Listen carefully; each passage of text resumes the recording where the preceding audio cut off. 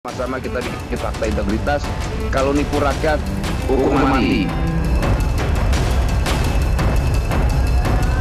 Bapak Presiden telah menandatangani keputusan Presiden tentang pemberhentian Saudara Emmanuel Ebenezer.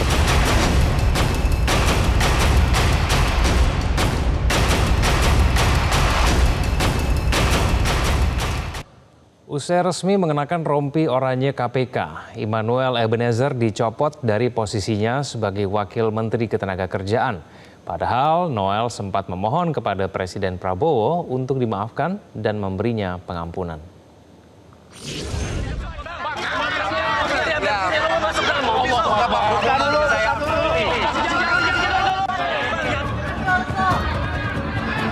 Anda tak salah dengar.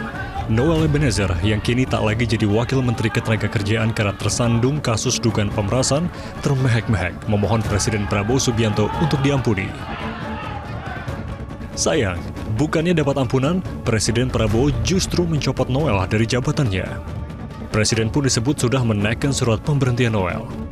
Bapak Presiden telah menandatangani keputusan Presiden tentang pemberhentian Saudara Emmanuel Ebenezer dari jabatannya sebagai Wakil Menteri Tenaga Kerja.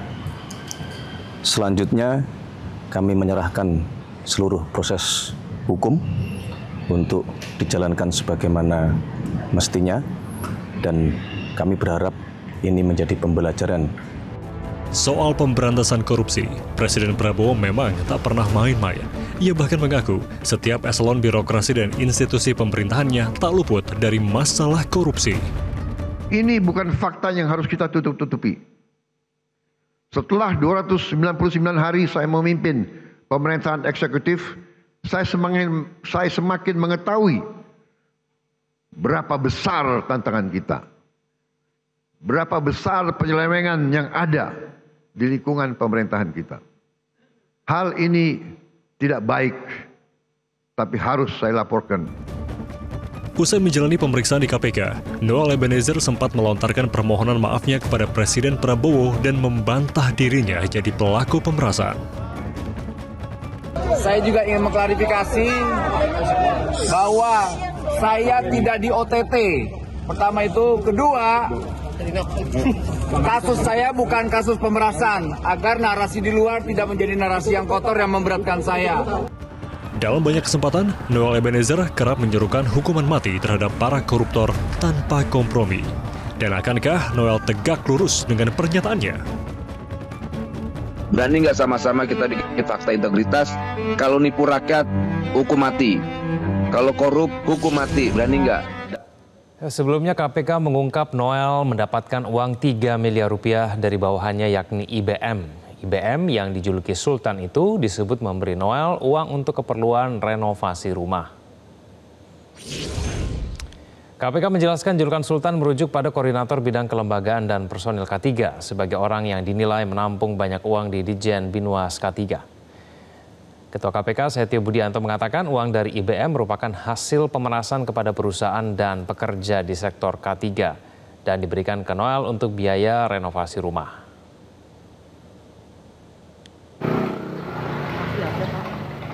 Ya, dan inilah rumah Emmanuel Ebenezer yang KPK sebut akan direnovasi dengan uang panas di dugaan pemerasan penerbitan lisensi K3. Sebelumnya KPK menjelaskan ex-Wamenaker Emmanuel Ebenezer menerima aliran uang sebesar 3 miliar rupiah dari IBM melalui AK yang merupakan subkoordinator kemitraan dan personel K3.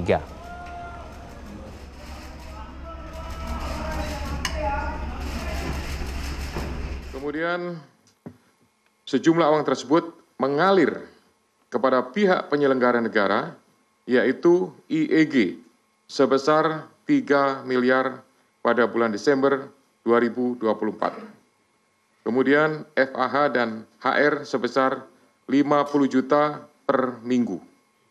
HS lebih dari 1,5 miliar selama kurun waktu 2021 sampai dengan 2024, serta CFA berupa 1 unit kendaraan roda 4. Komisi Pemberantasan Korupsi mengungkap Immanuel Ebenezer ternyata menerima uang pemerasan pengurusan sertifikasi K3 di Kementerian Ketenagakerjaan 2 bulan usai menjabat Wamenaker.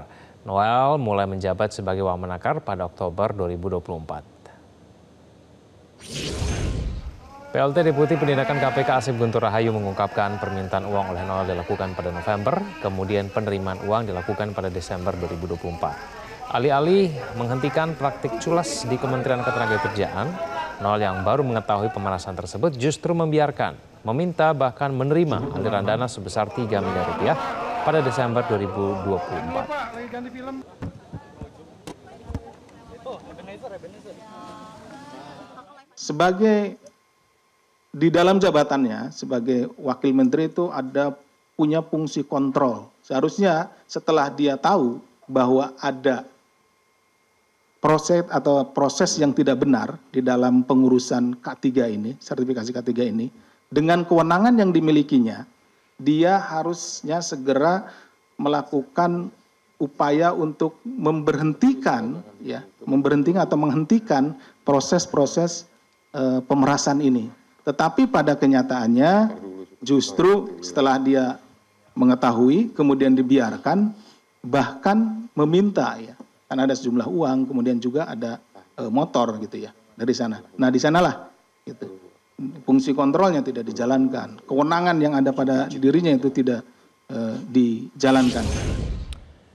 Kementerian Ketenagakerjaan sebenarnya sudah mewanti-wanti jajarannya untuk menghindari praktik korupsi. Bahkan Kemenaker sengaja memajang manekin berrompi oranye di lobi gedung sebagai tanda peringatan. Berikut laporan Fadila Syarafina dan juru kamera Guntur dari gedung Kemenaker Jakarta.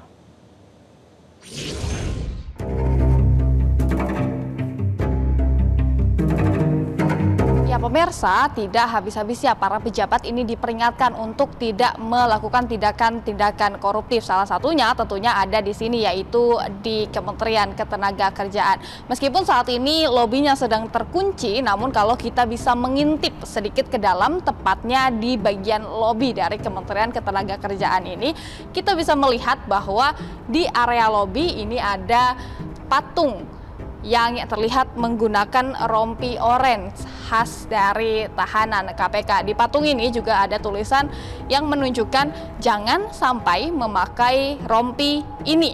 Nah, patung ini tentunya menjadi pengingat bagi para pejabat Kemenaker untuk tidak melakukan tindakan-tindakan koruptif. Tapi siapa sangka malah Wakil Menteri Ketenagakerjaan Immanuel Ebenezer dan juga pejabat pembina dan juga pengawasan Ketenagakerjaan dan K3 di Kementerian Ketenagakerjaan ini malah terciduk KPK beberapa saat lalu. Saat ini para tersangka sudah dilakukan penahanan oleh KPK. Dari Jakarta, Fadila Syarafina, Guntur Sriwibowo, Metro TV. Jelajahi cara baru mendapatkan informasi. Download Metro TV Extend sekarang.